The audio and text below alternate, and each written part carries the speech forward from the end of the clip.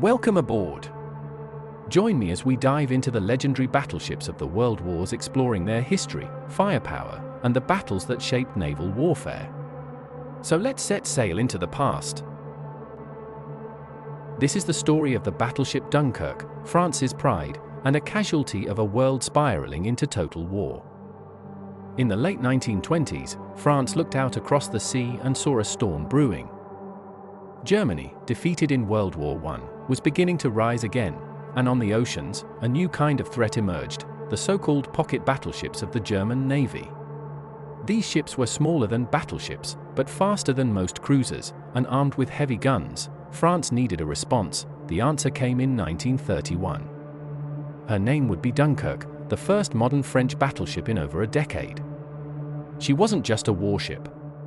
She was a battleship, a signal, a warning, a declaration that the French would not be left behind. Construction began in 1932 at the Arsenal de Brest. And when Dunkerque was launched in 1935, she was a sight to behold. Sleek, fast, armed with 8 330mm guns roughly 13 inches, housed in 2 massive turrets at the front of the ship. Her silhouette was unlike anything the French Navy had ever built. She could outrun any battleship. And she could outgun any cruiser. Dunkerque was a warship for a new era. By 1937, she had entered full service. And not long after, she became the flagship of the French Atlantic Fleet, but time was running out. Europe was moving toward chaos. In September 1939, Germany invaded Poland. Britain and France declared war. World War II had begun. France's modern fleet, including Dunkerque, would be crucial in deterring the German Navy, but the Germans didn't come by sea. As the war intensified, Dunkerque escorted convoys and patrolled the Atlantic.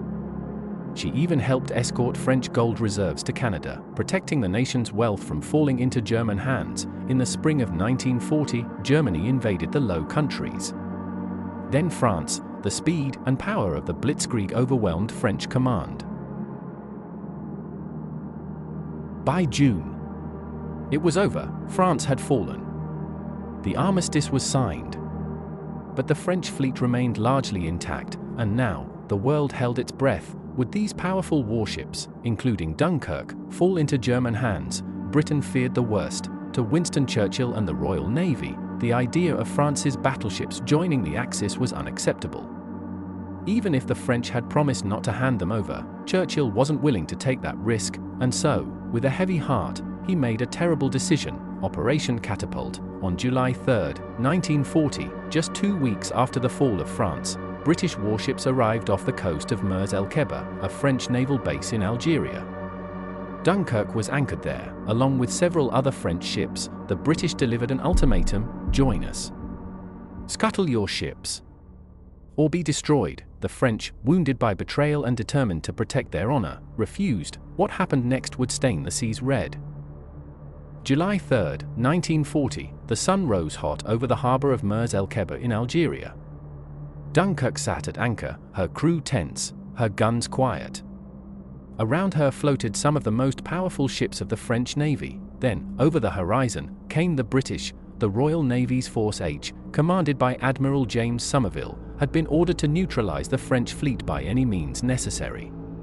It was a grim mission. These were not enemies. These were former allies, but war leaves little room for sentiment. Admiral Somerville sent a message: surrender your ships, scuttle them, or prepare to be destroyed. French Vice Admiral Marcel Gensoul, aboard Dunkerque, refused. Negotiations stalled. Time ran out. At 5:55 p.m., the British opened fire. Shells screamed across the water.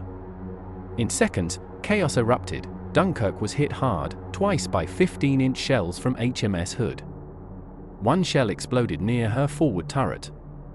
Another smashed into her hull below the waterline, flooding compartments and knocking out power. Still, she fought to survive. Her crew scrambled to save the ship. Fires broke out. Men were wounded. But Dunkerque refused to sink. Incredibly, she was able to beach herself, settling into the shallow harbor to avoid total loss. But the nightmare wasn't over. For days later, on July 6, the British struck again. this time with Faye Swordfish torpedo bombers from the carrier HMS Ark Royal. They dropped their torpedoes into the harbor, aiming at ships already damaged. One torpedo struck a nearby patrol boat. The boat exploded violently, and its fuel and munitions detonated right next to Dunkirk. The blast tore open her hull. Fires erupted again. Over 200 French sailors were killed or wounded in total during the two attacks. It was one of the darkest moments between the Allies and Vichy France. Eventually, Dunkirk was patched up and floated again. She was towed to Toulon, back in southern France, for further repairs, but her days at sea were over.